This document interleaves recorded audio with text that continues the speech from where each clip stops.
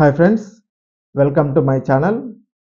ఎన్టీఆర్ భరోసా పెన్షన్ల విషయంలో కొత్త రూల్ అయితే తీసుకొచ్చినారండి సీఎం చంద్రబాబు నాయుడు. ఇప్పటి వరకు కొన్ని చోట్ల సచివాలయ సిబ్బంది లబ్ధిదారుల ఇళ్లకు వెళ్లకుండా ఒకే చోట కూర్చొని పెన్షన్ల పంపిణీ అయితే చేస్తున్నారని ఫిర్యాదులు అయితే వచ్చాయి.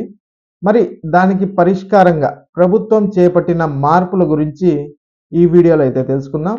మీరు ఇంతవరకు నా ఛానల్ని సబ్స్క్రైబ్ చేసుకోకుండా ఉంటే దయచేసి సబ్స్క్రైబ్ చేసుకోండి. దీనివల్ల నేను చేసే ప్రతి వీడియో యొక్క నోటిఫికేషన్ మీకైతే అందుతుంది. ఏపీ ప్రభుత్వ పథకాలకు సంబంధించి ఏ సమాచారాన్ని మీరు మిస్ అవ్వకుండా ఉంటారు. లైక్ చేయండి, షేర్ చేయండి. మీరు ఇచ్చే ఒక్క లైక్ అలాగే మీరు చేసే సబ్స్క్రిప్షన్ మాకు ఎంతో ఎంకరేజింగ్గా ఉంటుంది. వీడియోని ఎక్కడ స్కిప్ చేయకుండా చివరి వరకు అయితే చూడండి. దీనివల్ల ఇంపార్టెంట్ పాయింట్స్ అయితే మిస్ అవ్వకుండా ఉంటారు. ఇక ఆలస్యం చేయకుండా వీడియోలోకి అయితే వెళ్ళిపోదాం. ఆంధ్రప్రదేశ్ ప్రభుత్వం పింఛన్ల పంపిణీ ప్రక్రియను మరింత పారదర్శకంగా సమర్థంగా మార్చేందుకు కొత్త మార్గదర్శకాలు జారీ చేసిందండి. ముఖ్యమంత్రి చంద్రబాబు నాయుడు గారు పింఛన్ల పంపిణీలో అనుసరించాల్సిన నియమాలను మరింత కఠినతరం అయితే చేశారు.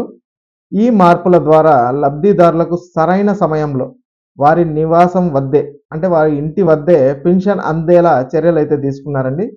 ఇప్పటి వరకు కొన్ని చోట్ల సచివాలయ సిబ్బంది లబ్ధిదారులకు ఇళ్లకి వెళ్లకుండా ఒక చోట కూర్చొని పింఛన్ పంపిణీ చేస్తున్నారనేసి చాలా కంప్లైంట్లు అయితే వచ్చాయి. కొంతమంది లబ్ధిదారులు ఇతర గ్రామాల్లో ఉంటూ అక్కడే పింఛన్ తీసుకుంటున్నారని గుర్తించారు. దీంతో ఇకపై ప్రతి లబ్ధిదారుడి ఇంటికే వెళ్ళి పింఛన్ అందించాలనేసి ప్రభుత్వం స్పష్టమైన మార్గదర్శకాలు జారీ చేసింది. గత ప్రభుత్వ హయాంలో వాలంటీర్లు 50 ఇళ్ల పరిధిలో పెన్షన్లు పంపిణీ చేసేవారు. అయితే ప్రస్తుతం 3 వాలంటీర్ల పరిధిలోని లబ్ధిదారులను ఒక క్లస్టర్గా చేసి గ్రామ సచివాలయ ఉద్యోగుల ద్వారా పంపిణీ అయితే చేస్తున్నారు. ప్రతి క్లస్టర్లో 60 నుంచి 120 మంది వరకు లబ్ధిదారులు అయితే ఉంటున్నారు. అయితే ఈ విధానం కొంత భారంగా ఉన్నప్పటికీ గత ప్రభుత్వంతో పోలిస్తే మెరుగ్గా అమలవుతుందని అధికార వర్గాలు అయితే అంటున్నాయి. ఇక సంక్షేమ పథకాలు లబ్ధిదారుల వివరాలను ప్రభుత్వం సర్వే చేయించింది. ఈ సర్వేలో లబ్ధిదారుల ఇంటికి జియో కోఆర్డినేషన్ నమోదు చేసి ఆ ఇంటికే వెళ్ళి పెన్షన్ అందించేలా యాప్లో మార్పులు అయితే చేశారు. సచివాలయ సిబ్బంది లబ్ధిదారుడి ఇంటి వద్ద కాకుండా మరో చోట పెన్షన్ పంపిణీ చేస్తే ఆ యాప్లో దానికి సంబంధించిన వివరాలు అయితే నమోదవుతాయి. అదే జరిగిందంటే సంబంధిత ఉద్యోగి దాని గురించి వివరణ అయితే ఇవ్వాల్సి ఉంటుంది.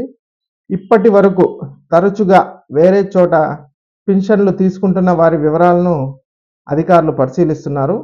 అనారోగ్య సమస్యల వల్ల ఆసుపత్రిలో ఉన్నవారు, ఇతర ప్రాంతాల్లో చికిత్స పొందుతున్న వారు ముందుగా తమ వివరాలను తెలియజేయాల్సి ఉంటుందనేసి అధికారులు అయితే చెప్తున్నారు.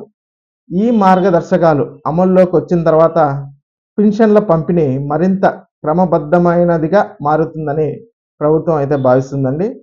ఈ వీడియో నచ్చినట్లయితే ఒక లైక్ చేయండి, అలాగే మా ఛానల్ని సబ్స్క్రైబ్ చేసుకోండి. Thanks for watching.